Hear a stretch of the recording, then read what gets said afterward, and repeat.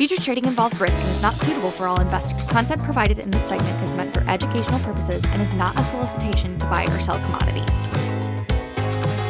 Hi, it's Steve and Joe from Fresh Agenda, Everag's Global Insights team. And Steve, we're back this week. Bit of market background. This week's GDT event, of course, and Charter Week. Get into it. Let's get into it. So let's just do it. There's not a lot of big action in terms of market developments, price movements, etc. But things worthy to note. Butter easing a little bit in Europe. Only 2 to 3% in Q1 when most of the action was. We're not yet over that cliff we talked about last week, Joe, but it's being more speculated, more widely speculated than just commentators that, it's a matter of time. Something interesting, just in the production data I noticed was just how weak Germany's milk is, and it's still falling year on year, and whether that's certainly an issue in terms of spot cream, but it could be in the background causing some of this fear of an early collapse to the market just hold together for longer. Mm-hmm. Yeah, now we're at skim milk powder. A little weaker this week, mostly reflecting the domestic demand environment. Not a lot to report in terms of the supply, obviously, but it still remains challenging in terms of that ingredient demand, Steve. And in the US, Joe? In the US, we're really seeing the increased capacity that's starting to come online and the expectations around that capacity really weighing on the market, particularly in Q1. Demand still fairly tepid, particularly in the food service channel, a little bit better in retail. But yeah, just seeing that sag in the futures there, Steve, increase. Okay, GDT, quite an interesting event. Not as much colour as last week, I think, but in the detail, was a bit to talk about. So overall up just shy of 2%. You could see we lost some of those acute short-term prices from the last event. And, powder's up a little, whole milk a bit stronger. Butterfat across all those, ups and downs of bars, they're on average just a bit above flat, and cheddar down nearly 3%, which was also interesting. Yeah, and this really tells the story, Steve. Demand lower for every major category with the exception of butter. So better demand there for butter, but everything else down in this event. Whole milk powder was probably the strongest of the products, well, certainly the strongest mathematically. And when we look at, what was behind that, Joe? Yeah, it was really a Chinese story. Almost 60% of the volume was accounted for by Chinese buyers. It's actually the best buying session or event for this season. Southeast Asia, though, really backed off in the face of that. The Middle East stayed in the game, but that's really what's pushed that line up fairly strongly, just that strong Chinese involvement, Steve. Both powders, they've finished up just below the latest pulse, which was, as we reported last week, a record for that platform. But whole milk powder was up on the last auction by 3.5%, but yeah, just a little bit down on the prior pulse. Another small lift in skim milk powder. It was a bit mixed across suppliers. We saw, this is a New Zealand product, which was up over 1%, but we saw the European product lose. So that widened the premium to almost $200 a tonne in the C2 of the contract. Yeah, and again, China, over half the sales of skim milk powder at this event, still holding up that demand as it restocks those pipelines. So, a reasonably good presence there for skim milk powder this time around. How do they compare to Pulse?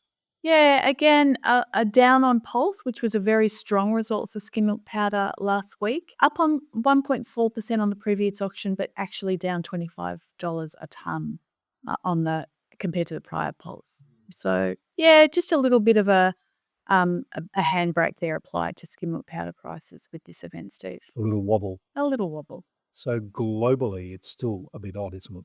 Yeah, look, those NZX futures remain strong. A lot more faith in the futures market than is turning up at GDT at the moment.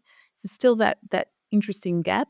A higher premium over the US and the EU for New Zealand product out of this auction, I see. I'm still seeing those EEX futures well above the spot market, and particularly the results we've had in this event. That's quite a gap that's emerged as well. Right. Butter was interesting. I thought we've gone back to this dead flat curve, Mm. and maybe a bit of European support there. That we know into Q1 and Q2 the European price firmed in the past. It's since the last event, Mm. particular, but that is pretty much dead flat across just below $7,000. So lining butter up. So we've had New Zealand firmer, EU a little weaker. The only real changes there, but it's brought those lines together and it's taken away that apparent advantage. We haven't got that chart this week, but between the European butterfat and New Zealand butterfat landed in Europe, that's now down to a gap that's not worth the trouble almost into Q1, Q2 next year.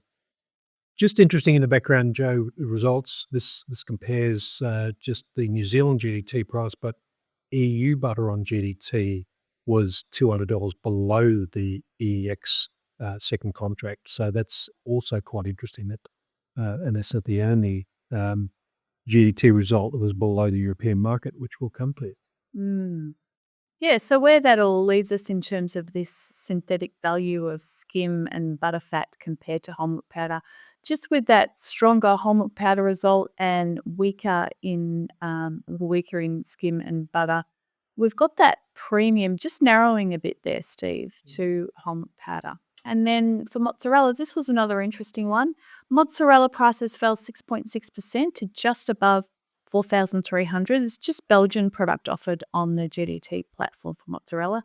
That's the equivalent of just over 4,000 euros a tonne, or again, around $200 a tonne below the recent trades we've seen in the EU and the spot prices. So, the market's actually a bit lower than what GDT is generating.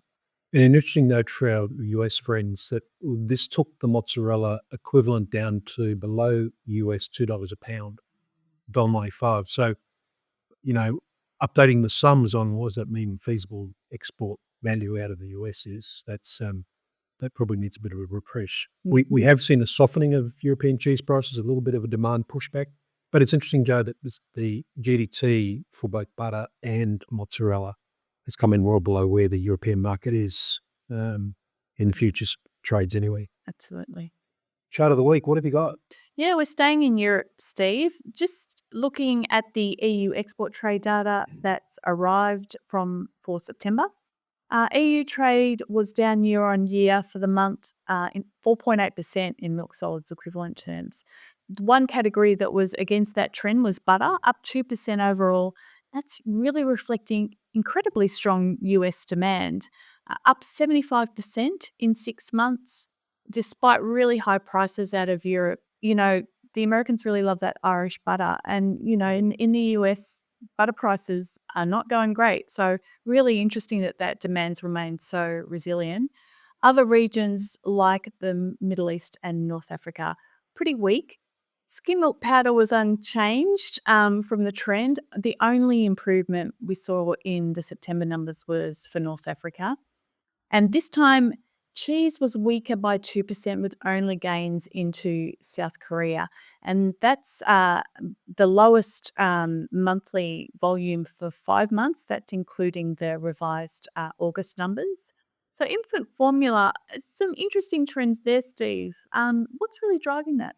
So China's still, while the Chinese market is weak, there's still growth of imported infant formula into that market. Year-on-year growth is occurring again, which is interesting. So there's some, maybe this is the upper end of the market that's occurring now. Certainly the local players are talking about their infant formula business being weaker.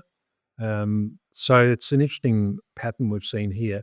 Plus, there's still those lingering effects of the problems in the North American market, perhaps behind the fact that demand into that region, into the US, is still growing quite well for the European exporters. It is a product that can get a lot of loyalty if it works for your baby and your baby's tummy. So, That's from experience. Okay, that's all from these two hombres. We'll be back next week. Thanks for watching.